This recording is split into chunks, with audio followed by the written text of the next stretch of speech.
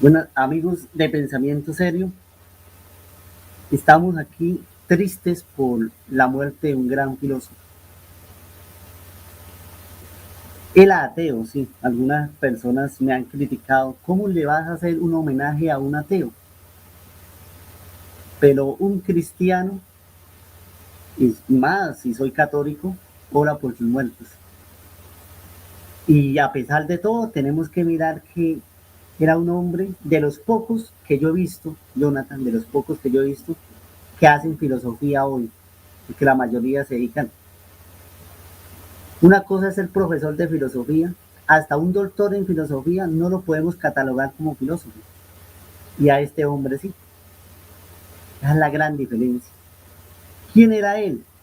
Era filósofo, un hombre de cine, hacía cine. Los guiones de cine eran espectaculares. Dicen que cuando un filósofo no puede decir las cosas claras, tiene que utilizar el arte, la poesía, en el caso del cine, porque a veces no se puede hablar tan claro, hay que utilizar otra cosa. Te voy a hacer una pregunta un poco difícil. Para ti, ¿quién era este gran filósofo? Como persona, como filósofo usted, Jonathan, y como argentino. No te puedes separar, lógicamente, pero mirar esas tres dimensiones, digamos, de alguna manera. Bueno, como persona, a mí me parece que es un hombre honesto, ¿eh? Es un hombre que no se le conocen tramullos, un hombre íntegro en el sentido de que, bueno, él tenía la convicción de que es por izquierda que iba la cosa, una izquierda intelectual, él nunca fue un militante de los fierros, ¿no? Le decimos los fierros nosotros a las armas, ¿no? De hecho, él tiene un libro que se llama Crítica de las Armas, donde él cuestiona el método violento de los montoneros. También tiene otro libro que se llama Ensayo sobre la violencia, dialéctica de la sangre, donde hace una historia de la sangre, ¿no? De la violencia. Y Feynman siempre fue un crítico de la violencia y yo creo que eso es coherente con su pensamiento porque él nunca fue un pensador violento, ¿no? Me preguntas como filósofo. Bueno, ciertamente él no tiene el nivel académico, bueno, de Enrique Dussel, de Mauricio Beuchot, de Alberto Vuela, ciertamente no tiene ese rigor académico que tienen estos filósofos, que son muy buenos. ¿Qué es lo que tiene Feynman como, digo tiene porque como filósofo, él se fue como persona, pero como filósofo seguirá presente hoy más que nunca? Es una astucia, una sagacidad, una audacia para interpretar la realidad, para articular la filosofía con la historia, para transmitir la filosofía de una manera literaria, de una manera poética, de una manera lírica, para poder transmitir la filosofía por todos los medios con una pasión sin igual, con un pensamiento crítico, pero sobre todo libre, libre de las modas académicas, libre de los grandes arquetipos que ha construido el Homo academicus en el siglo XX y XXI, y libre de sí mismo, libre de no estar atado ni siquiera a sus propias maneras de escribir, porque siempre se fue reatrapando, tratando de encontrar nuevas formas de expresar su pensamiento. Y es por eso que él ha podido incurrir en el teatro, en el cine, en la música. Él era también, tocaba el piano. Y bueno, él escribió novelas, ensayos políticos, tratados, historia, politología, filosofía, un gran conocedor de la historia argentina, estudiada claramente desde la izquierda nacional. Eso, yo ayer decía en el homenaje que hicimos en mi canal, uno no puede pretender disfrutar solamente de los filósofos que están de acuerdo con los prejuicios que tiene uno. Es decir, no sería una buena persona, no sería una persona libre, no sería una persona dispuesta a crecer. Si yo no, a ver, no, si el filósofo no es cristiano, yo no lo leo, no me interesa, no sirve. Porque bueno, hasta Pablo, en el Areópago, en el capítulo 17 de los Hechos de los Apóstoles, se toma el permiso de citar a filósofos estoicos, cita a Arato, cuando dice, y como dice uno de sus poetas, linaje suyo somos. Bueno, si Pablo está tomando un poeta pagano para transmitir el evangelio, ¿cómo yo no voy a poder leer un filósofo ateo para poder pensar? Decía Erasmo, me dicen ustedes que no tenemos que leer a los filósofos que hoy están en el infierno. Bueno, pero si es así, entonces tendríamos que tirar por la borda el abecedario y el alfabeto, porque el alfabeto no fue creado por cristianos, y sin embargo nosotros lo usamos. Entonces, hay que entender un poco que hay que salir de esa estrechez de pensamiento tan cortita, de pensar que uno por hacerle un homenaje a un gran filósofo es porque adhiere a todas sus ideas. Hay que superar esa mediocridad, hay que hacer esa invitación de superar esa mediocridad, porque esa mediocridad tiene mecha corta.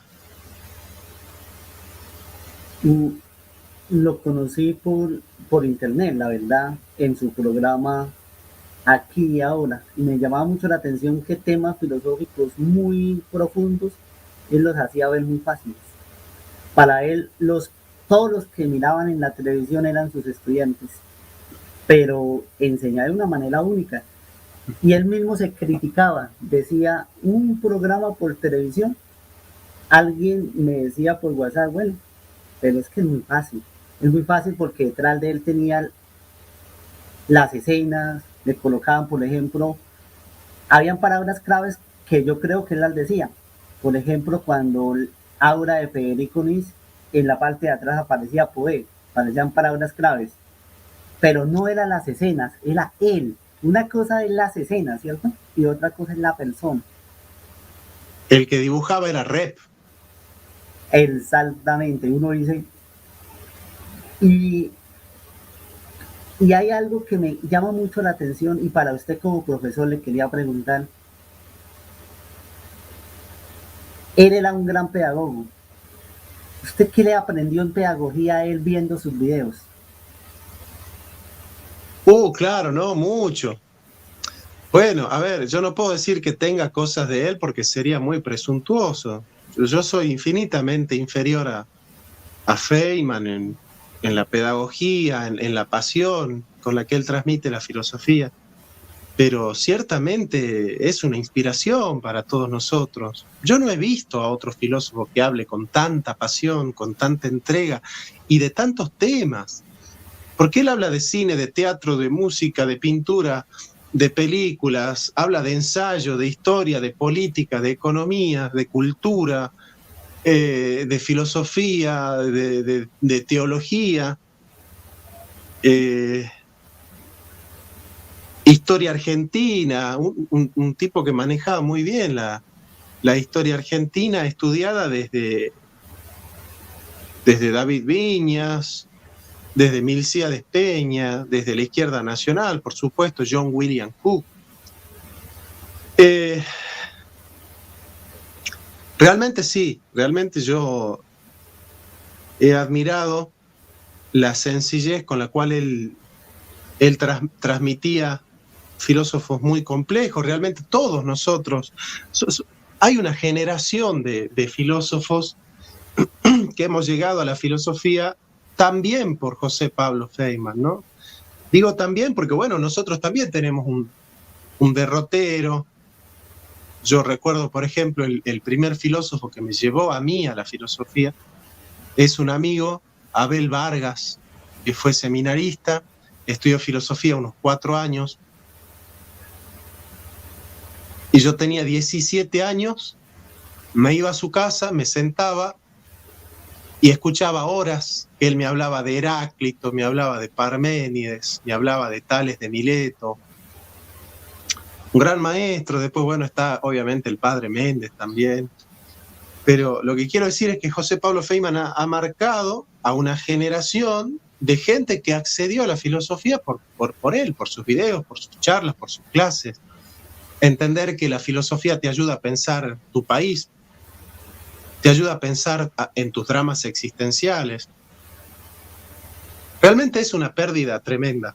Es una pérdida no tener más esa pluma, no tener más ese filósofo agudo, que es el último pensador de la izquierda decente. Nosotros tenemos izquierda decente e izquierda boba. Si escucha a alguien de derecha, dice, no, todo pensador de izquierda es estúpido, ¿no? Sin embargo, como hay una derecha decente, también hay una derecha boba. Bueno, Feynman es el último gran pensador de la izquierda decente. Todos los que quedan son mediocres, todos los que quedan no tienen el talento ni el nivel de Feynman. Extrañaba eso. Me acuerdo que cuando me hiciste la entrevista apareció también un poco. Exactamente, sí. Lo extrañaba, mira vos, me acuerdo. Y creo que hace un año ya charlamos por primera vez. Más o menos, sí. Hay algo que yo me he puesto a pensar y yo digo, uno de los grandes pensadores, algunos dicen que no es filósofo, para mí sí es filósofo, es Tomás Moro.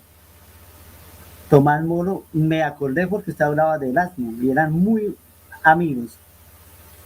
Y Tomás Moro le tocó salirse y escribir la utopía. Los filósofos inventan parábolas, se la inventó. Se inventó una obra escrita y el filósofo que hoy le hacemos un homenaje era alguien que escribía. Y muy pocos son buenos para escribir y para la parábola. Tenía el don de parábola, de transmitir. Por ejemplo, en Colombia ya se murió también, era un gran escritor, García Márquez, era espectacular para escribir, pero para hablar era muy corto. Lógicamente lo que decía, lo decía era muy puntual. Pero es un gran orador. Y digo que es un gran orador porque le diría como la iglesia dice de los santos. Bueno, eso los católicos se van a poner bravos. Va a quedar para la eternidad sus pensamientos. Van a quedar para la eternidad. Porque los filósofos quedan siempre en el alma, no solo el que los escriben, sino también lo elevan sus críticos. Creo que se entiende. Los que critican a un filósofo lo elevan más que sus mismos discípulos. Me parece increíble. Es así. Es así. Estoy de acuerdo. Yo lo único que le podría criticar a él es que un filósofo no se puede agachar a la política porque deja de pensar. Pero también hay que entender que muchos filósofos hasta de la antigüedad les servía a los grandes políticos. Bueno, a ver, yo ahí me gustaría hacer un comentario, porque José Pablo Feynman nunca fue un intelectual orgánico, nunca fue un intelectual al servicio de un partido. De hecho, él conoció a Néstor Kirchner en el 2003, escribió un artículo en página 12 que se llamaba Un flaco como cualquiera, como cualquier otro. Y bueno, rescatando una frase que había dicho Néstor Kirchner, decía, pertenezco a una generación diezmada. Pero Feynman dice, bueno, acá la única generación diezmada fue la generación del 70, que fue diezmada porque fue concebida como zurda por los gorilas, ¿no? Entonces, ahí Feynman, bueno, tiene una cierta simpatía con este presidente que se está presentando como de izquierda, que se acerca a Madres de Plaza de Mayo, y Néstor lo llama, le dice, che, Feynman, Néstor, venite a la Casa Rosada, nos tomamos un feca, un café y charlamos un poco. Bueno, llega Néstor, se hacen muy amigos y periódicamente, una vez a la semana, Néstor invita a Feynman a la Casa Rosada para charlar de política. Eso sucede durante 2 años. Después Feynman comienza a sugerirle a Néstor que cree un nuevo partido de centro izquierda y Néstor dice, no, me tengo que adueñar del PJ. Ahí surge la etapa que se llama el pejotismo de Kirchner y bueno, los 2 últimos años no son tan buenos. Y ahí Feynman se distancia de Néstor. O sea, si Feynman fuese un filósofo orgánico, hubiese sido cercano a Néstor, incluso cuando Néstor se acercó al PJ, pero Feynman puso siempre sus ideales por encima de su propio interés político o de su propia conveniencia, porque a quien no le conviene ser amigo del presidente y estar cerca del presidente, ¿no?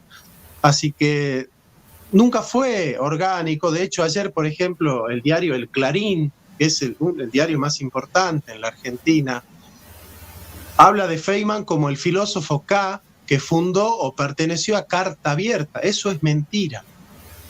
Eso es un vil engaño. Feynman nunca perteneció a Carta Abierta. Es cierto que Feynman fue amigo de muchos filósofos que estaban en Carta Abierta, es cierto. Pero Feynman nunca perteneció a Carta Abierta porque él justamente siempre renegó del intelectual orgánico, del intelectual que renuncia al libre pensamiento en pos del partido, ¿no? Y por la coherencia intelectual, por eso es que yo le hago un homenaje. Hay algo que me parece muy interesante y es cómo podemos pensar a un filósofo que hace filosofía latinoamericana, pero le coloca un poquito más. Dice, pensemos como argentinos.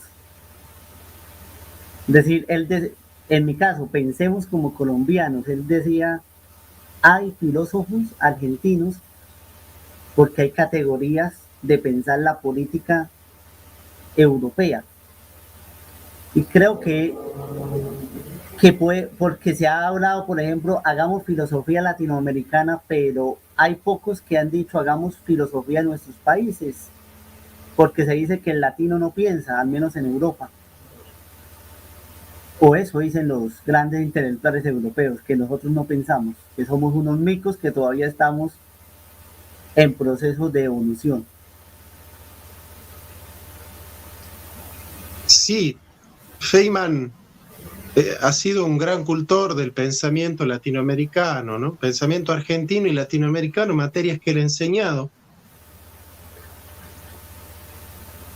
en el 60, hasta que un señor llamado Alberto Talagano, que era nazi tirando a la derecha,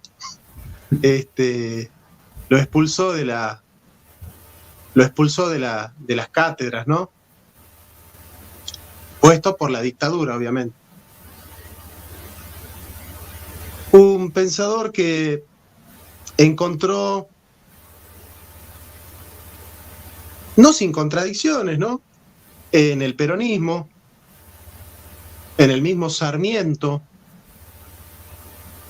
en el tango, en la Revolución Mexicana, en José Martí,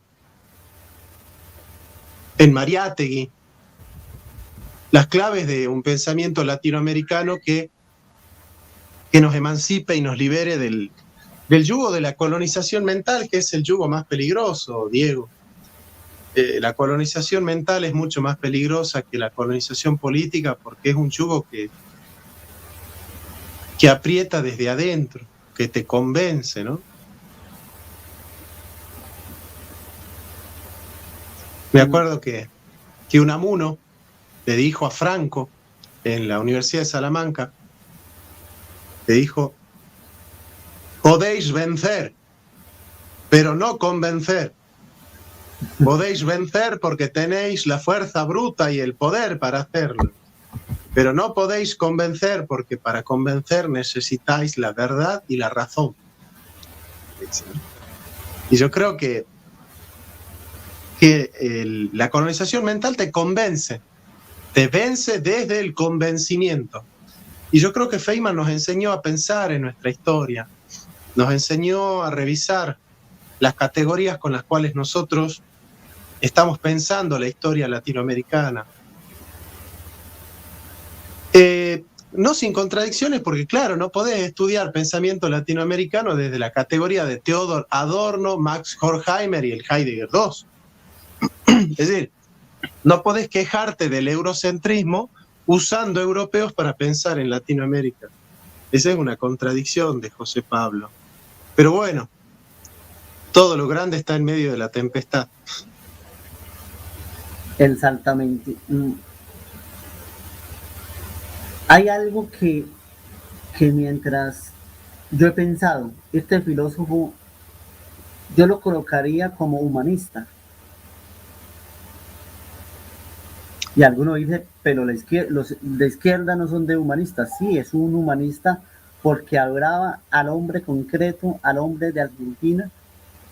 A ver, hace poco yo hablaba con un ateo intentando salvar al ateo y diciéndole a la gente, los ateos también moralmente son buenos. Y la gente se ponía brava porque decía, pero como un católico dice que un ateo es bueno. Claro, es bondadoso, tiene valores.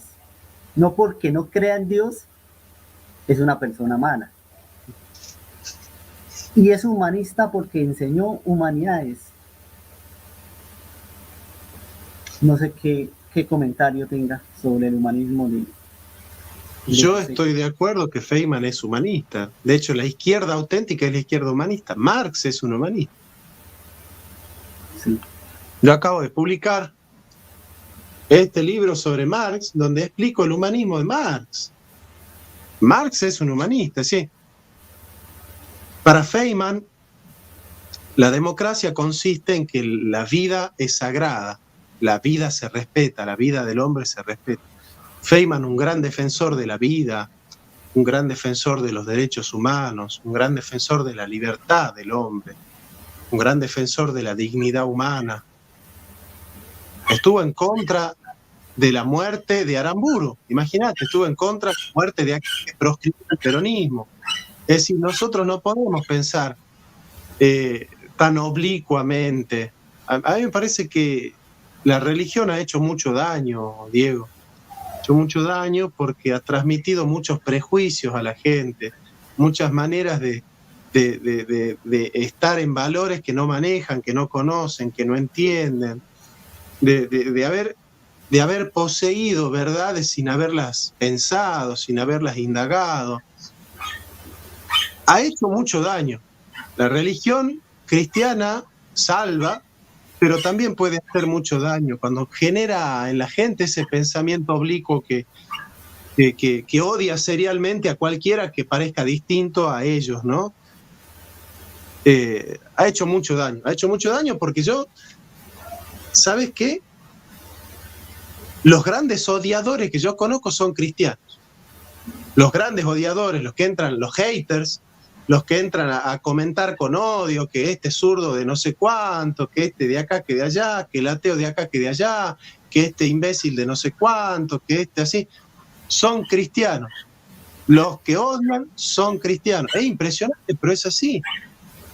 Yo no estoy diciendo que los ateos no odian, yo no estoy diciendo que los marxistas no odian, sí, pero a mí me sorprende que odien los cristianos, que se haya convertido en una masa odiadora serial de gente que, no, si es marxista ya hay que odiarlo, si es ateo hay que odiarlo, ¿cómo vas a hablar de ese? ¿Cómo vas a hacer eso? ¿Cómo vas a leer esto? ¿Cómo vas a...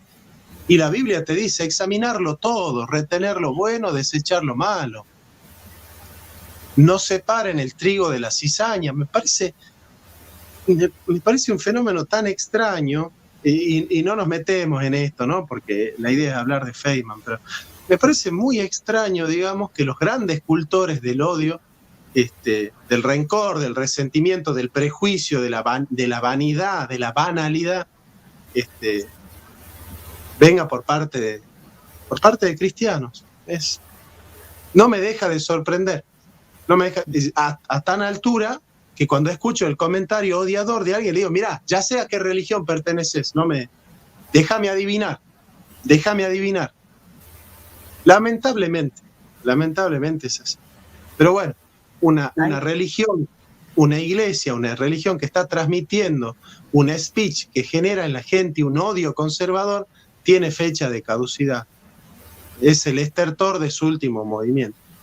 Así que vamos a homenajear a Feynman el ateo, a Feynman el marxista, no porque seamos ateos y no porque seamos marxistas, porque no lo homenajeamos en tanto que ateo, en tanto que marxista, sino en tanto que pensador, en tanto que persona humana que usó su inteligencia. Claro, existe la posibilidad de que alguien sea inteligente y no esté de acuerdo con mis prejuicios, salvo que yo crea que yo soy la vara de la verdad, que yo soy la regla de la inteligencia, así que todos los que están de acuerdo conmigo son inteligentes y todos los que no están de acuerdo conmigo son tontos.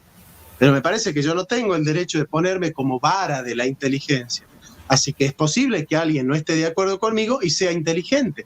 Me parece que es natural que yo entienda que alguien que no está de acuerdo conmigo pueda ser muy inteligente. Por ejemplo, Javier Milei. Javier Milei es muy inteligente. Y yo no estoy de acuerdo con él. Y él no está de acuerdo conmigo. Pero yo voy a llamarle tonto a Javier Milei porque él no piensa como yo. Nada. Me parece que esa manera de no pensar se está difundiendo mucho y me parece que es muy peligroso. Para finalizar nuestro encuentro, hay algo que me sorprende él hacía también teodicea, pero lógicamente argumentando como que Dios no existía, pero cuando oraba se notaba que leía teología. En ese sentido yo me atrevería a decir algo que a algunos les va a sorprender. Sabía de teología. No sé si usted estaría de acuerdo conmigo. Yo cuando lo escuchaba o cuando leía, yo decía, este hombre ha leído teología. No, yo voy a decir algo más todavía. Él buscaba a Dios. Hablaba de Dios mucho. Claro. Hablaba de Dios mucho. Quería entender cómo puede ser que Dios exista, si existe Auschwitz, si existe Hiroshima, Nagasaki. ¿Cómo puede ser que exista Dios? Dios para Feynman siempre fue un gran interrogante. Un gran interrogante. Yo deseo que Feynman haya guardado y añorado en su corazón el deseo de conocer a Dios y que eso le sea contado como fe y que su fe le sea contada por justicia. Yo oro para que Dios salve a José Pablo Feynman. A mí me pasó una experiencia, ya con esto terminamos, ¿no? Me pasó una experiencia, estuve en una iglesia cristiana, la pasé horrible, y esa misma noche me juntaba en un café filosófico con amigos que son ateos. Y tuve esta experiencia, ¿no? Y hablé con Dios y le dije, yo tengo que pasar la eternidad con estos, los cristianos, y van a ir al infierno estos que son mis amigos, que son infinitamente mejores personas que estos otros. Y tuve una crisis de fe tremenda, porque dije, yo tengo que pasar la eternidad con esta clase de gente. Entonces empecé a valorar las cosas de otro modo, no por los dogmas que tenés en la cabeza, sino por los valores que tenés en el corazón. Así que, bueno, a partir de ahí me liberé de ese dogmatismo de pensar que todos los cristianos somos buenos, castos, lindos y puros, y todos los ateos son malos, tontos y hediondos. Me parece que a partir de ahí pude entender un par de cosas. Y bueno, efectivamente, uno disfruta de Feynman porque es un hombre inteligente, ¿no? Es un hombre inteligente que tiene una información brillante, una formación académica muy buena, y aunque no compartimos todo, tenemos la posibilidad de retener lo bueno y desechar lo malo. Muchísimas gracias. Muchísimas gracias por aceptar la invitación. Y finalmente yo digo algo que me llama mucho la atención. Si vamos a ir para el cielo, me gustaría encontrarme con todos los grandes filósofos que he leído. Sería una maravilla. Sueño que a Dios también le guste la filosofía y nos enseñe lo que no hemos aprendido. ¡Wow! Bueno, me hiciste pensar en algo muy lindo, ¿no? hay un libro que se llama Conversaciones en el Limbo, donde todos los filósofos dialogan, ¿no? Y hay un libro de John Guitton, Mi Testamento Filosófico, que revive a los filósofos y los hace hablar, así. Es una escena muy linda. Aparte, ojalá que a Dios le guste la filosofía. Qué lindo sería, qué sé yo, compartir con Dios una charla donde podamos dudar de cosas o preguntarnos o hacer interrogantes. Sería imposible porque Dios tiene todas las respuestas y no necesita hacerse ninguna pregunta. Sería muy, muy, muy, muy loco pensar que Dios hace filosofía. Pero nunca había pensado en eso, nunca me había imaginado eso. Y imaginarlo me gusta. Me gusta. Bueno, muchísimas gracias por el tiempo, pero siempre me ha gustado escucharlo y gracias a Dios también usted está muy bien de salud. Hicimos oración los católicos con usted, yo hice una oración en vivo, invité a la gente. La vi. Y durante mucho tiempo pues estuvimos rezando el rosario, la misa, invité a 40 personas, un grupo corto, pero todos se unieron a esa oración. Muchas gracias, hermano. Realmente he visto tu oración, te agradezco mucho. Y bueno, gracias por haberme invitado. Recuerdo que la entrevista que me hiciste la primera vez fue mejor que me hiciste y la disfruté muchísimo. Así que bueno, hace mucho que tenía ganas de hablar con vos, así que bueno, muchas gracias. Muchísimas gracias a todos los amigos y espero que más adelante podamos hablar de un tema de ecumenismo. Vamos a intentarlo. He intentado unir un sacerdote y un protestante, pero no, ellos están en su dolma. Entonces, a ver si hacemos un encuentro de ecumenismo. Intentar hacer un encuentro de ecumenismo. No sé ecumenismo, pero toca intentarlo porque se ha hecho muy poco eso. Se han hecho debates y Dios no se debate porque Dios es. Así es, así es.